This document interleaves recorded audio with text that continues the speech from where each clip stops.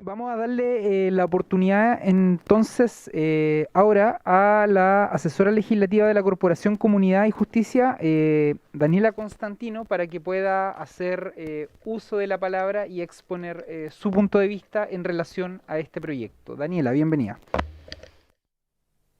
Buenas tardes, honorables miembros de esta comisión. Agradezco por su intermedio, presidente, la posibilidad de que nos haya invitado a exponer. Hoy estamos aquí para exponer en relación con el proyecto de ley mejor conocido como José Matías. Como ya sabemos, este proyecto surge a raíz del trágico caso de José Matías, joven de 16 años que fue víctima de bullying y acoso escolar y que en el 2019 cometió suicidio. Sin duda, el bullying y el acoso escolar es un asunto que, especialmente en el último tiempo, ha causado gran revuelo a nivel nacional. No obstante, me pregunto, ¿viene este proyecto de ley a solucionar esta grave situación a la que se enfrentan los niños y adolescentes en distintos establecimientos educacionales en Chile? ¿O es este más bien un proyecto de ley que está particularmente enfocado a prevenir y sancionar el bullying y el acoso escolar hacia niños y adolescentes que se autoperciben como transgénero? Me parece que de la lectura y la fundamentación de este proyecto de ley, la respuesta es evidente. Este proyecto tiene como fin proteger especialmente a los niños que se autoperciben como transgénero contra el bullying y el acoso escolar. De esta respuesta me surge la siguiente pregunta. ¿Es necesario un proyecto de ley para prevenir y sancionar particularmente el bullying y el acoso escolar en contra de niños y adolescentes que se autoperciben como transgénero o de aquellos que caigan dentro de las categorías descritas en el artículo primero, numeral quinto del presente proyecto de ley? La respuesta a esta pregunta es no. El presente proyecto de ley es innecesario. Es innecesario porque el acoso y el bullying escolar ya se encuentran sancionados por la ley 21.430 sobre garantías de los derechos de la niñez. El artículo 36, incisos octavo y noveno de dicha ley establecen las medidas de prevención, resolución y reparación de las distintas formas de acoso y bullying escolar. Asimismo, el inciso noveno del artículo en comento señala expresamente que todos los niños y adolescentes serán protegidos contra cualquier tipo de violencia con móvil discriminatorio. En ese sentido, el citado artículo primero, numeral quinto del presente proyecto de ley señala una serie de categorías que se entienden perfectamente subsumidas en lo que la Ley sobre Garantías de los Derechos de la Niñez califica como móvil discriminatorio. Es más, estas categorías también se encuentran protegidas contra cualquier tipo de discriminación arbitraria por el artículo segundo de la Ley 20.609, que establece medidas contra la discriminación, mejor conocida como la Ley Zamudio. Sin embargo, alguien podría argumentar que la Ley 21.430 sobre garantías de los derechos de la niñez no protege a los niños que se autoperciben como transgénero. Frente a esto, es importante recordar que dicha ley está destinada a proteger y garantizar los derechos de todos los niños y adolescentes. Precisamente, siendo que todos los niños y adolescentes que se autoperciben como transgénero son justamente niños y adolescentes, resulta innecesario que se dicte otra ley para prevenir y sancionar la misma conducta que ya se encuentra regulada y sancionada por nuestro ordenamiento jurídico vigente. Por el contrario, lo que sí es necesario y urgente es que el gobierno en turno, en conjunto con las autoridades educativas, establezcan distintas medidas de diversa índole para controlar y erradicar la violencia que está azotando a los distintos establecimientos educacionales del país. Por otra parte, consideramos que el presente proyecto de ley es inconstitucional. Esto porque a través de este proyecto de ley se promueve una política identitaria de los niños y se vulnera la igualdad ante la ley. De conformidad con nuestro ordenamiento jurídico interno y con los tratados internacionales suscritos y ratificados por Chile, todas las personas somos iguales ante la ley y tenemos derecho a ser tratados de la misma manera. Sin embargo, este proyecto de ley, al aparejar una sanción penal para el acoso y el bullying escolar en contra de los niños que caen dentro de las categorías protegidas por el artículo primero, numeral quinto de este proyecto, protege más a la víctima que encuadra en estas categorías, pero trata de forma desigual a aquellos niños que son víctimas de los mismos actos, pero que no forman parte de ninguna de las categorías protegidas por este proyecto de ley. Por lo tanto, el artículo primero, número quinto del presente proyecto de ley vulnera el artículo 19, número 2 de la Constitución Política de la República.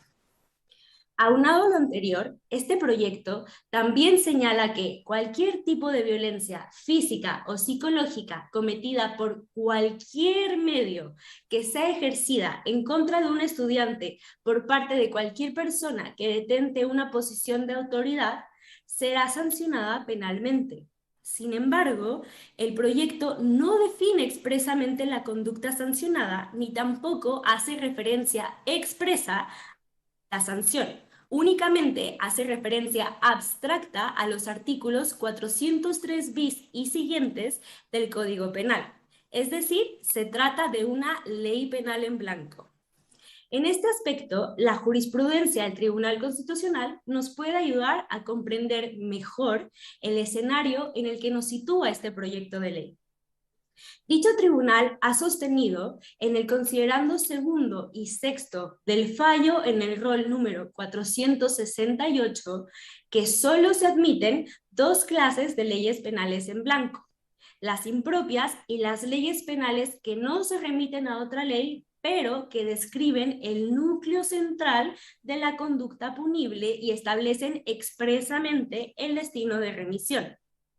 En este caso, el artículo primero, número quinto del proyecto de ley no encuadra en ninguno de los tipos penales de leyes penales en blanco anteriormente descritas, porque no describe expresamente la conducta punible y no establece expresamente el destino de remisión. Al establecer que cualquier tipo de violencia física o psicológica cometida por cualquier medio en contra de cualquier estudiante de la comunidad educativa por los motivos enumerados en el artículo primero, numeral quinto, serán sancionados conforme a lo dispuesto en los artículos 403 bis y siguientes del Código Penal, no se está dando claridad sobre la conducta y la sanción.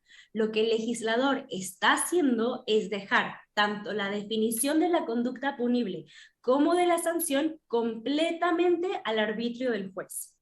En este sentido, otro aspecto fundamental que considerar es el criterio establecido en la Ley 21.120, la cual señala que la identidad de género radica en la autopercepción de la persona sobre sí misma como transgénero y no en la exteriorización de tal subjetividad. Por lo tanto, siendo este un criterio eminentemente interno, ¿cómo es posible probar que el motivo discriminatorio del hostigamiento o del acoso se funda en una dimensión muchas veces no exteriorizada? Esto da paso a muchos posibles abusos, sobre todo en lo que respecta a la violencia psicológica, mencionada en el artículo en comento. Por las razones esgrimidas, este proyecto de ley también vulnera el artículo 19, número 3, inciso noveno de la Constitución Política de la República, el cual señala expresamente que la ley no podrá establecer penas sin que la conducta sancionada esté expresamente descrita en ella. Por último, este proyecto no se ajusta a lo establecido en el artículo sexto de la Ley 21.430 sobre garantías de los derechos de la niñez y el artículo 12 de la Ley 21.120 sobre la protección al derecho a la identidad de género, pues esta última no reconoce la identidad de género en menores de 14 años.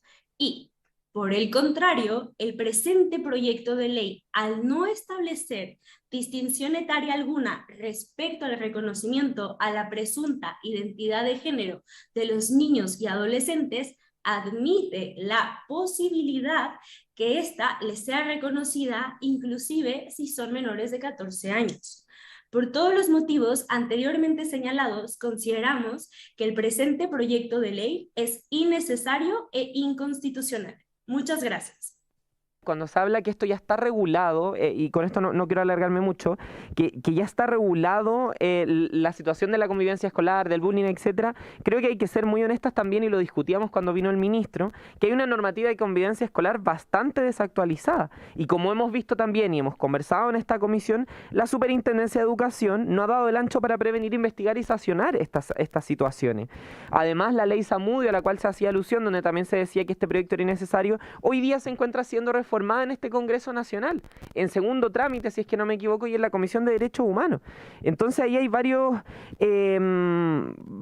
imprecisiones. Y respecto a lo que exponía Daniela, tengo algunas consultas de por qué se habla tanto de la judicialización y por qué se habla tanto de la figura de la jueza en particular, cuando acá lo que nosotros y nosotras estamos viendo es primero atribuirle la responsabilidad que tiene hoy día el poder, no darle un enfoque punitivista a esta modificación.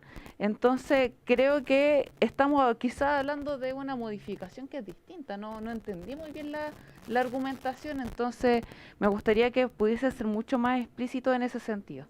Muchas gracias, presidente. Sobre la intervención de la diputada Serrano, me parece que se confundió porque yo en ningún momento en mi exposición hablé sobre la figura del juez o sobre la judicialización. Mi postura fue más bien sobre la inconstitucionalidad del proyecto de ley y sobre por qué es innecesario, pero si quieren les puedo remitir mi exposición para que la puedan leer y tener certeza sobre lo que dije. Segundo, quería hacerme cargo de la intervención de la diputada Schneider.